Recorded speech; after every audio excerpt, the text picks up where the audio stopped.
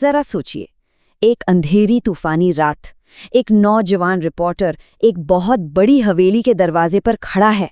उसे इस बात का बिल्कुल अंदाजा नहीं है कि ये रात सिर्फ उसकी ही नहीं बल्कि दुनिया के लाखों लोगों की जिंदगी हमेशा हमेशा के लिए बदलने वाली है।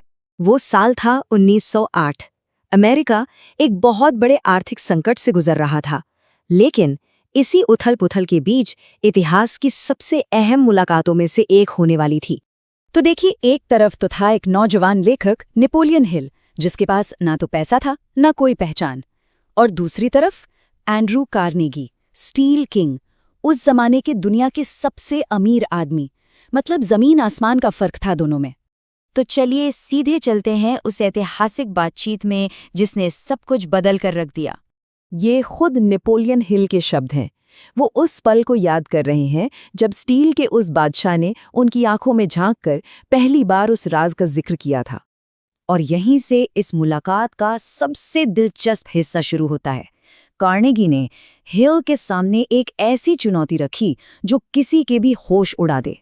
कार्नेगी का प्रस्ताव बहुत बड़ा था। वो चाहते थे कि हिल अमेरिका के सबसे कामयाब लोगों से मिलें, उनकी आदतों को जानें और उस सारी जानकारी को एक ऐसे फलसफे में ढाल दें जिसे कोई भी अपनाकर कामयाबी पा सके। ये दुनिया की पहली अचीवमेंट फिलॉसफी बनाने का मिशन था। और इस काम में कितना समय लगेगा? कार्नेगी को लगता था पूरे 20 साल। सोचिए, एक जिंदगी का इतना बड़ा हिस्सा सिर्फ एक रिसर्च के नाम। लेकिन कहानी में जो सबसे चौंकाने वाला मोड़ है वो अब आता है। इस 2 दशक यानी 20 साल लंबे काम के लिए हिल को सीधे तौर पर कोई पैसा नहीं मिलना था, 0 पेमेंट। और ये थी कार्नेगी की आखिरी परीक्षा। उन्होंने हिल को ये जिंदगी बदल देने वाला ऑफर हाँ या ना करने के लिए पता है कितना वक्त दिया?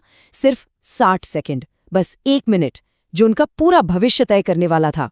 नेपोलियन हिल ने आधे से भी कम समय में फैसला ले लिया। सिर्फ 29 सेकंड में उन्होंने हाँ कह दिया और अपनी किस्मत को हमेशा के लिए उस मिशन से जोड़ लिया। और बस उस एक हाँ के बाद एक ऐसे सफर की शुरुआत हुई जो अगले 20 सालों तक चला, एक न रुकने वाली खोज। ये मिशन पूरे 20 साल चला, 1908 से लेकर 1928 तक। हिल ने खुद को सिर्फ एक ही काम में लगा दिया, उस राज को दुनिया के सामने लाना। अंदाजा लगाइए कि ये रिसर्च कितनी बड़ी थी। हिल ने 500 से ज्यादा करोड़पतियों और उस समय के सबसे कामयाब लोगों से मुलाकात की, सिर्फ उस एक कॉमन सिद्धांत को खोजने के लिए जो उन सब में था। तो आप देखते हैं कि इस राज की ताकत का सबूत क्या है। इसका सबूत हमें उन महान लोगों की कहानियों में मिलता है जिन्होंने इसे इस्तेमाल किया।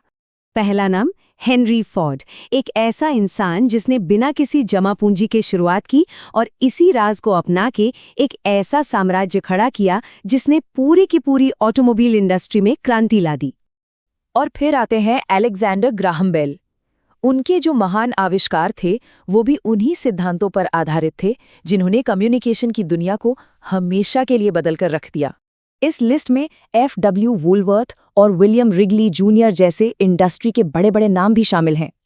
इन्होंने इसी राज का इस्तेमाल करके ऐसे ब्रांड्स बनाए जो आज भी घर घर में जाने जाते हैं। और मजे की बात तो ये है कि ये मशहूर नाम तो सिर्फ एक झलक हैं। हजारों लोगों ने इस राज को अपनाया और अपनी जिंदगी में कामयाबी हासिल की। इसका असर बहुत बहुत गहरा था। अब ये कहानी सिर्फ इतिहास की नहीं है, ये कहानी उस क्षमता के बारे में है जो हम सब के अंदर मौजूद है। तो अब आते हैं सबसे बड़े सवाल पर कि आखिर वो राज है क्या? वो कौन सी एक चीज है जो इन सारे कामयाब लोगों में कॉमन थी? किताब से ही एक बड़ा दिलचस्प इशारा मिलता है। ये राज कोई साधारण जानकारी नहीं है जिसे बस यूं ही बता दिया जाए। इसे कमाना पड़ता है, इसे खरीदना पड़ता है, लेकिन पैसों से नहीं। और अब इस चैप्टर की सबसे शक्तिशाली और सबसे रहस्यमयी लाइन। अगर कोई इस राज को जानने के लिए सच में तैयार है तो इसका मतलब है कि आधा राज उसके पास पहले से ही है। किताब का वादा है कि जवाब एक पहचान के पल में मिलेगा। ये कुछ ऐसा नहीं है जिसे हम बस सुन लें, बल्कि ये वो चीज़ है जिसे हमें अपने अंदर पहचानना होगा। तो देखिए, असली सवाल ये नहीं है कि वो राज क्या है।